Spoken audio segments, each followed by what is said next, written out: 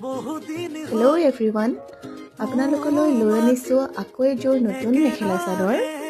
মেখেলা চাদৰটোৰ মেটেৰিয়েলটো থাকিব কেঁচা কটন মেটেৰিয়েলত আৰু ইয়াৰ কালাৰটো থাকিব লাইট সি গ্ৰীণ কালাৰত। কাপোৰযোৰত য়েল্লো, হোৱাইট আৰু ব্লু সূতাৰে কাম কৰা থাকিব আৰু এইখিনি হৈছে চাদৰখনৰ আঁচলৰ ডিজাইনটো, য'ত এপাহ এপাহ ফুলৰ ডিজাইন কৰা আছে য়েল্লো, হোৱাইট আৰু ব্লু সূতাৰে, আৰু লগতে তলৰ ফালে এনেকুৱা অকণমান ডিজাইন কৰা আছে।